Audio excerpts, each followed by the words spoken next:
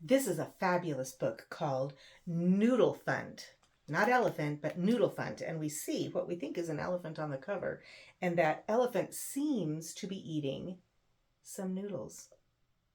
This book was written by Jacob Kramer and it was illustrated by K-Fai Steele. And on the back, we see that there's perhaps going to be a kangaroo in the story and lots of different noodle dishes. Do you like to eat noodles? Pasta? Spaghetti? Oh, I love it. Pasta's delicious. All right, let's get going with Noodlephant. We noticed that there was a kangaroo on the back of the book. And here we see that the town of Rooville is all mapped out here. Rooville makes me think that it's a place for kangaroos, right? Because Roo is a nickname sometimes for kangaroos. So this is Rooville right here. And we see here's Noodlephant's apartments. And there's the sea. And here we see a little bridge. This is the giraffe house and the goat house. And there's rabbit and hermit crab. That's where they live. This is the courthouse square. And that's the, does it say bake shop? And here's the school. And here's the kangaroo house. So let's see what's going on inside. Once there was an elephant who loved noodles. She loved noodles so much that all her friends called her Noodlephant. She loved to scoop noodles in huge, slippery slurps and eat them by the truckload.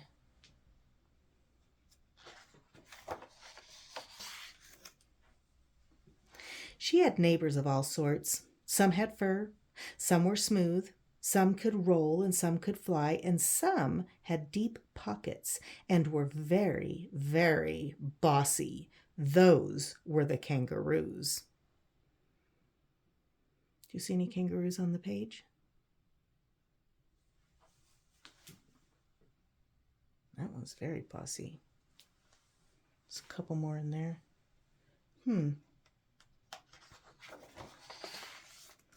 The kangaroos were always making new laws. They made laws about who could swim at the beach. Only kangaroos. Who could enjoy the butterfly garden? Only kangaroos. And who could make laws?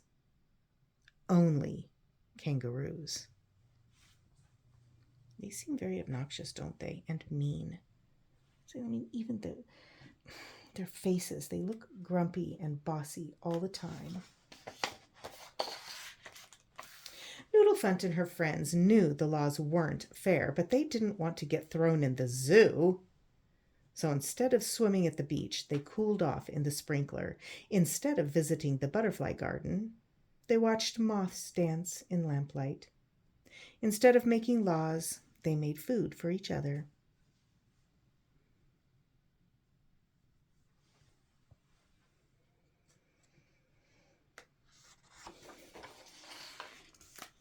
Noodlephant in particular was famous for her pasta parties. She loved to mix whole bags of semolina flour with dozens of eggs, delighting her guests with noodles of all shapes and sizes.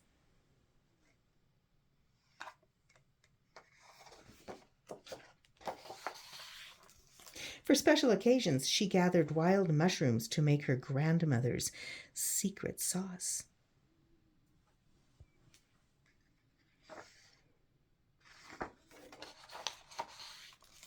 One day, while Noodlephant was shopping for a party, a kangaroo blew his whistle. "There, you, elephant, what are you doing with all those eggs and semolina flour?" What a bossy kangaroo. Said Noodlephant, trying to stay calm. "I was thinking of a fresh batch of fettuccine. Maybe curly cavatappi would be nice, or I could stretch a tangle of tagliatelle." Those are different kinds of pastas, different types of noodles you can make.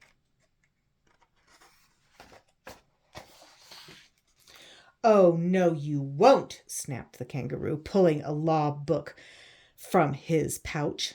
Elephants are no longer allowed to eat noodles. It says so right here. Noodles are for kangaroos. Elephants shall only eat sticks and branches. Maybe you don't know me, said Elephant, but I'm Noodlephant. I'm all about noodles. You're an elephant, said the kangaroo. If we catch you eating noodles, we will lock you in the zoo. Buy some acacia branches and don't even think about noodles. Even punches him in the stomach. Oh, what is this elephant going to do now? This is turning out to be a sad story. Walking home, Noodlephant couldn't help but think about noodles. She thought about their shapes and colors and all their slurpy sauces.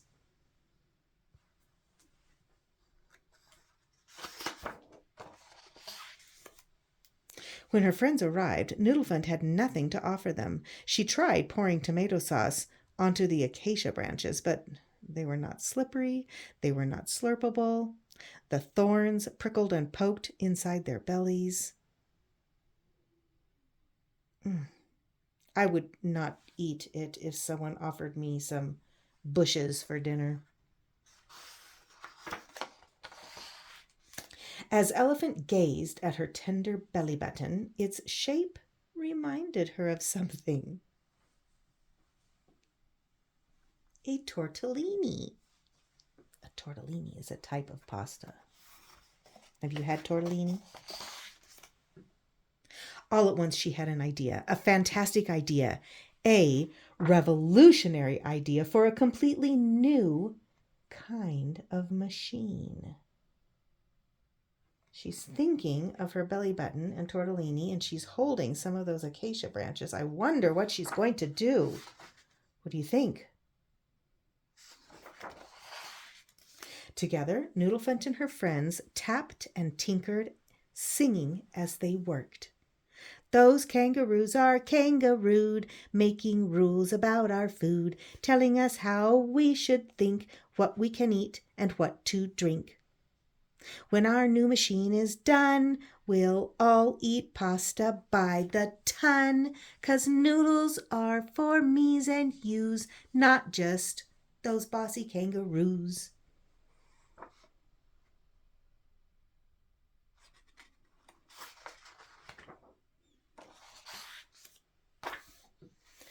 They called the machine the Phantastic Noodler.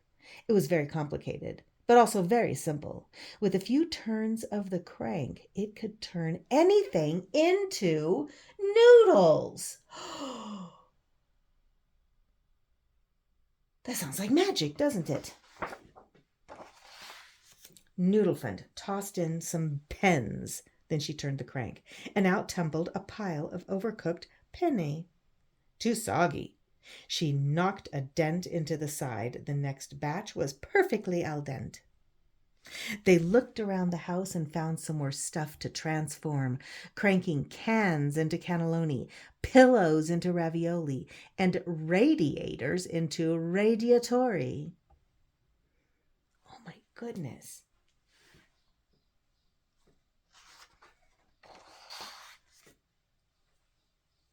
The noodles were slippery, slurpy, and scrumptious. It was a grand pasta party. The best one yet. Look at how you can see how they're having such a good time inside their house. It was the grandest party yet.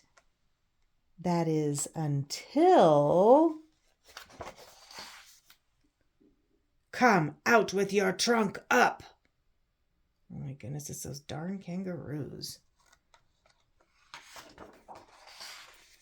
The kangaroos tried Noodlephant in a kangaroo court. They said she had broken the laws. Noodlephant said the laws were already broken. Look at her, she's got handcuffs on.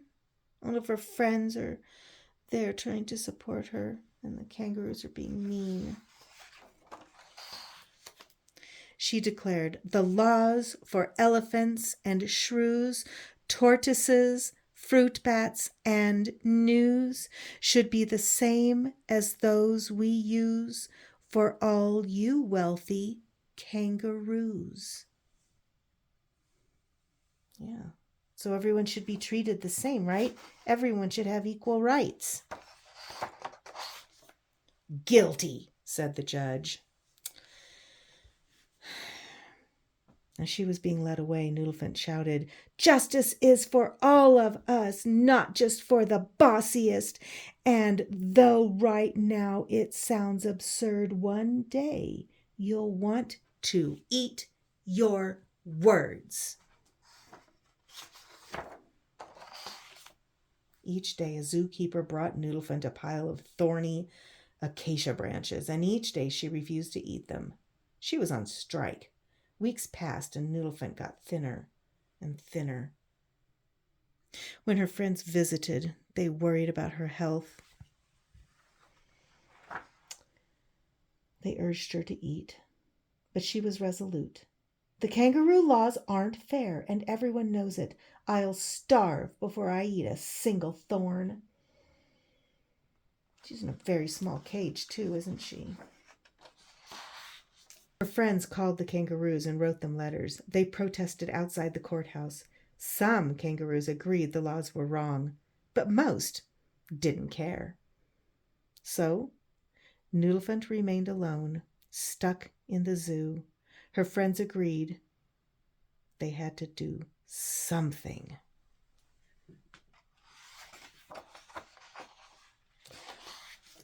One lonesome day, Noodlephant received a letter. Dear Noodlephant, we know you don't like acacia branches, but we wish you would try them tonight. Deep down, you just might find they're fantastic. Love, your friends. Well, that sounds a little strange, doesn't it? That evening, Noodlephant accepted the zookeeper's pile of thorny branches. She dug deep down with her trunk and found the Phantastic Noodler, that machine that she made, right? For an appetizer, she cranked the letter into a steaming bowl of alphabet soup.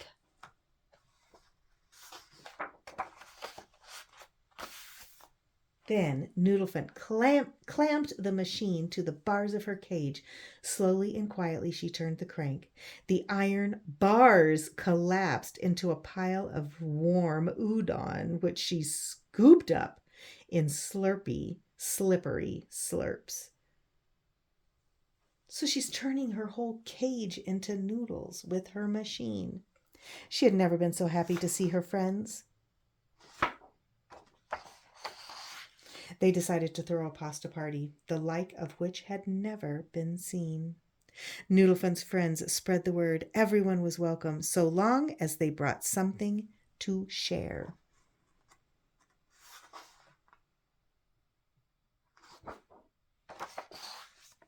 As for Noodlephant, she knew the time had come to make something truly special.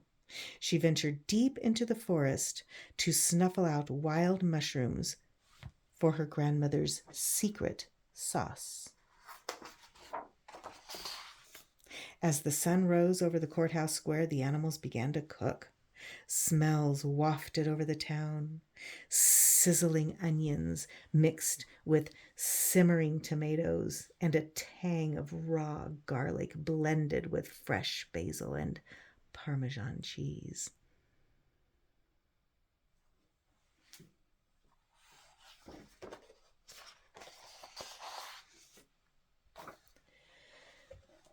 Soon the guests began to arrive. Each animal brought something different to crank through the Phantastic Noodler.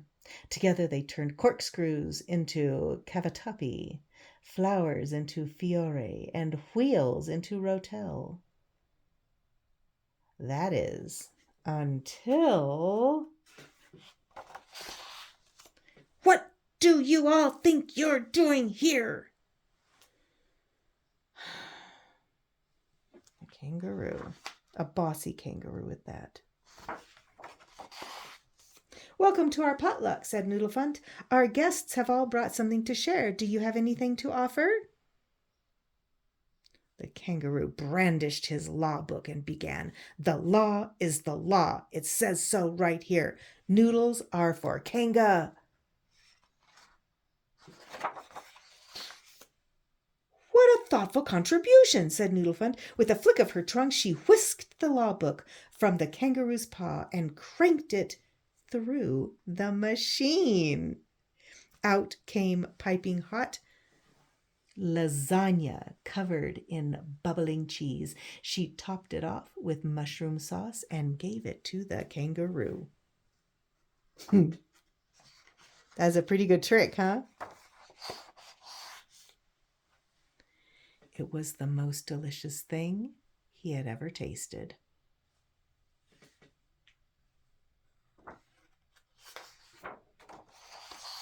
The other kangaroos lined up to crank their laws through the Phantastic Noodle, turning out tray after tray of mushroom lasagna.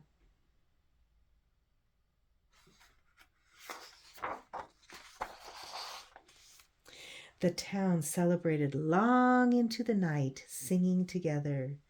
When the laws are so unjust, misbehavior is a must. Together we will make new rules to share along with fresh noodles. 'Cause noodles are for me's and noodles are for you's. We won't be locked up in the zoos. We'll slurp them down on avenues at the beach and in canoes.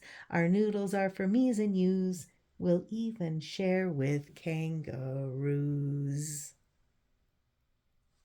That's a funny song, isn't it?